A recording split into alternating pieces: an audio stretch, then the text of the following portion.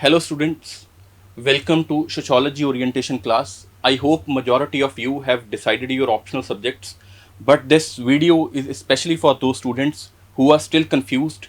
In this video, we will try to decodify the syllabus of the Sociology and will try to clear that confusion. So let's start. At the face value, the syllabus of the Sociology may seem very vast and you may not be able to find the interlinkages and interconnections with respect to the various topics that are mentioned under various chapters.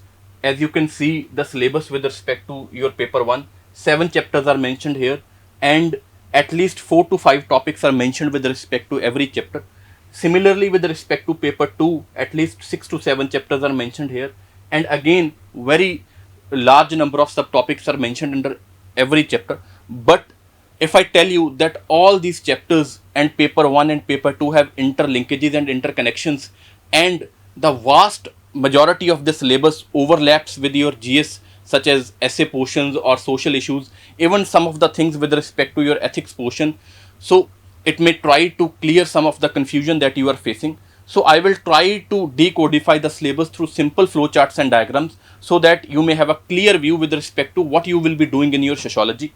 So see, in this simple flowchart, what we can see here is the thing starts from what is called as emergence of sociology. This is even your first chapter. The basic thing that the chapter deals with is how sociology emerged, or what were the circumstances under which sociology emerged as a subject. It particularly emerged in Europe in the era what we also called as Renaissance, that you have studied in your history. So that is a period where sociology emerged. This is your chapter 1 that you will be studying about. Then this emergence of sociology led to a debate. Obviously now a subject is established. Now we have to decide what will be the scope of the object, or what should the subject be composed of, what should the subject study. Then the debate with respect to its nature started. A debate whether sociology is a science. Science means on the lines of natural sciences like physics, you have chemistry, like mathematics, the subjects that are very logical, rational, evidence based, empirical in nature, and with respect to whether sociology is not a science. So there were two groups at least that were divided, whether to make sociology as a science or whether to establish sociology as a social science domain. There were some thinkers here. Basically, for example, you will study the names. There is Max Weber. Another individuals were there who did not wanted that sociology should be established on the lines of natural sciences. Then this debate led to two theories. One is called as positivism. Another one is called as non-positivism. The individuals, those who adhered to the philosophy or to the theory of positivism, wanted to establish sociology on the lines of natural sciences. Like I have already mentioned, physics hai, chemistry hai, mathematics hai. Then there were individuals who did not want to establish sociology on the lines of natural sciences. They were called as non-positivists. Okay, so a debate can be seen here with respect to the emergence of sociology. One who wanted to establish it as a science, another who did not want to establish it as a science. Those who want to establish it as a science, they are called positivists. Those who did not want to do this, they are called as non-positivists. Obviously, two, what we can say is, two groups have emerged with respect to this in sociology. Then the last thing that you will see here is tools, methods and techniques. Obviously, those who wanted to establish sociology on the lines of natural sciences, they developed their tools, techniques, methods, that how we will study sociology. Then the individuals who belong to non-positivist school or who did not want to establish sociology on the lines of natural sciences, they also established their own tools, methods and techniques. These are your first 3 chapters. Okay, easily comprehensible. Again, I will repeat it. First, emergence of sociology. How did it emerge? Then, what should be the nature of the sociology? How it should be established, whether as a science or whether not as a science. Those who wanted to establish it as a science, they are called positivists. Those who do not want to establish it as a science are called non-positivists. This is your chapter 2 with respect to theories. This is your chapter 2 and this is your chapter 3. Both the individuals who belong to these both theoretical strands developed their own tools, techniques, and methods to study the sociology. These are your three chapters basically that can be easily classified in this flowchart. Moving forward, let's see here. Then you have chapter 4 that is called as thinkers. There are 6 thinkers that are mentioned in your syllabus. First one is called as Karl Marx, a very famous individual you must have heard of. Second one is called as Emile Durkheim. Third one, Max Weber. Then Talcott Parsons, Robert Merton, and next one is called as Mead. Nothing to be afraid of. They may seem to be very difficult names to pronounce, or basically very unique individuals that you haven't heard of till date, but very simple theories that they have propounded. So what are their basic ideas? All these thinkers have given some theories or have given some concepts regarding what? Regarding the study of society, regarding the study of individuals. And these thinkers can be connected to, again, the two theories that we have already done in basically in last slide, that is called as positivists and non-positivists. There are some of them, those who want to establish sociology on the lines of natural sciences. For example, Durkheim, he is a positivist. There are some who do not want to establish sociology on the lines of natural sciences and want to create a different path. For example, Max Weber. Then all these thinkers can be divided into positivist and non-positivist strands. Now, these are your 4 chapters. Now, next what happens is, you have the views of these thinkers and ideologies, what they have propounded, what concepts they have given, what theories they have given. And in all the last 5 chapters, what you will see is what these thinkers have given, or their theories, their concepts, or their views on different topics or different important issues of the society. For example, what all these thinkers have to say about stratification, poverty, equality, social mobility. Then what these thinkers have to say about power, social movements, democracy, nation state, with respect to religion, secularism, fundamentalism, sect and cult. Even the question with respect to sect and cult was asked with respect to your GS paper mains 1 in 2022. Then with respect to marriage, family, what are the modern forms of marriage and family, and at last social change, development, and the tools for the social change. Okay, so what we can establish here is that these 6 thinkers are the core of your sociology. If you learn these 6 thinkers, at least 70% of your sociology is already done. If I talk about that, 80% of your sociology is composed of 6 thinkers, and your chapter 2 that we have done in your last slide, that is positivist and non-positivist. These are your 4 chapters with respect to the emergence and development of the sociology. Okay, now these are your last 5 chapters basically. One with respect to stratification, another with respect to politics, another with respect to religion, another with respect to family, another with respect to social change. As such, there is nothing new with respect to these chapters, but only the views and the ways how these particular thinkers or their ideologies have studied these important phenomena that have existed in our society. Everybody has heard about social change and development. Everybody has heard about family and marriage.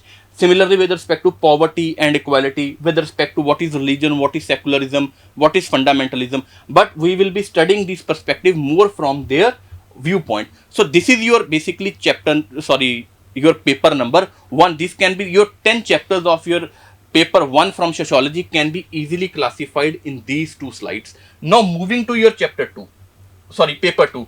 See, the thing that you need to understand here is, first of all, paper 2 is your applied sociology. Why do I say applied sociology?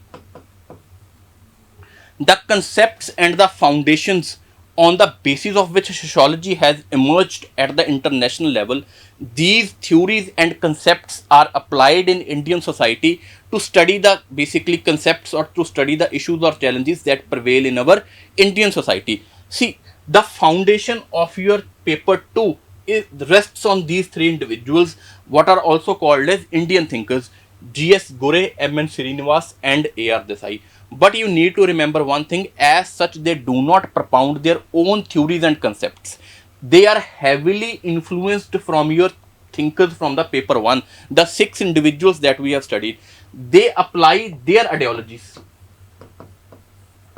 or their theories to study Indian sociology. For example, you have A.R. Desai here. He is influenced from Karl Marx. You have M. N. Srinivas here. He studied from influenced from functionalism, which is basically the viewpoint of Emile Durkheim, the individual that we saw in your paper 1. Then G.S. Gore is influenced from Indology. He is also called as father of Indian sociology. So this is your foundation. The viewpoints and theories of the first paper thinkers will be used by these 3 individuals to study Indian sociology moving forward. Then this is the crux of your paper 2. Okay, this is your paper 2 with respect to sociology. This can be easily understood. See here. First of all, the 3 to 4 divisions that we have created. First division that we have done here is with respect to the changes that are brought about by the British. Nothing new. You have already studied these things with respect to your history classes. For example, the first thing that Britishers introduced here was land tenure system. We will see how this impacted our society. Then the protests and movement with respect to the British rule that we have also studied with respect to your history classes. Then modernization of Indian tradition. What the term essentially mean here is how British ways, their culture influenced our Indian society or influenced our Indian tradition. Very interesting topic, whether it has changed or whether it is still continuing or whether it has emerged as a modified form. So this is what is basically we will be studying. Then what are the essential features of Indian society? There are many societies, okay. What makes Indian society? What is the basic face of Indian society? What is the composition of Indian society? The 4 to 5 features on the basis of which Indian society is defined. For example, you will be studying caste, you will be studying class system, upper class, middle class, lower class.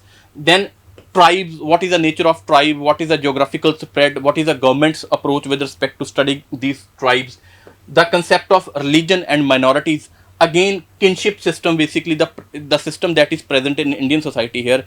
What you also need to understand here is there are at least 4 chapters which are extension of paper number 1. Okay, just Indian perspective is added to those chapters. For example, kinship system, family and marriage, you will be studying in paper 1 also, but that will be more theoretical. How kinship system is prevalent in India, what is the type that is prevalent in India, that is your paper 2. Then religion was also mentioned in your paper 1, it is also mentioned here. Similarly, with respect to politics, demographics, regionalism, these are the topics that are mentioned in your paper 1. You will be studying these things here also. Social movements were mentioned there also. Social movements is mentioned here also. 4 to 5 chapters that overlap with your paper 1. Okay. So next, the third classification that is done is on the basis of social change. Why social change? There are the government programs, schemes basically that have been implemented by the government to modernize our society. Okay. So various things have happened in Indian society over the period of 75 years on the basis of which our rural society has changed, on the basis of which our urban society has changed, our politics is changing, and there are still some challenges that still prevail in our Indian society. Okay, for example, the things that have changed rural society. For example, there is green revolution, community development programs. With respect to urban society, there is industrialization, the slum culture that is prevalent there. Then politics and society, the nature of our democracy, the concept of regionalism. Okay, the kind of social movements that are prevalent in Indian society. For example, recently we witnessed what is called as farmer movement. We also witnessed in the recent times what is called as women movement. Then are there some challenges that we still face with respect to changing our society? Poverty is still there, illiteracy is still there, caste conflict is still there. We will be studying these topics. Then at last, your chapter with respect to population dynamics, the demographic transition. Even the question related to this was asked in your 2023 prelims, where basically the question was asked with respect to the countries that are facing declining populations. Okay, so you will be studying the theory of demographic transition, the concept of migration, the concept of family planning, Even another question was asked related to this topic also in your prelims examination. That was total fertility rate. That question also emerges from this topic. So this is this is the crux of your paper number 2. The paper 2 is more applied to Indian society. It is more factual in nature and more topic specific in nature. That is basically what you will be studying in sociology. Majority of the concepts that we have discussed here, at least you can say the 50% of the concepts that we have discussed here, you have almost basically heard about them in your GS classes, in your newspapers, or in your current affairs, that we will be basically dealing in detail. Okay, this PPT or this flow chart will also be available to you in the PDF format in the link that will be given to you. So you can by yourself also go through this document and create a careful analysis of what you will be studying in sociology. Okay, we will be starting our foundation courses with respect to sociology from 15th of July. Demo classes will also be available to you. And if you want to know about the course details, you can just go for this particular contact. Okay, and all the details will be provided to you at the number given below.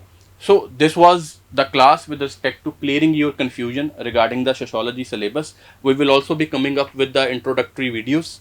Okay, so stay tuned for more updates. Thank you very much.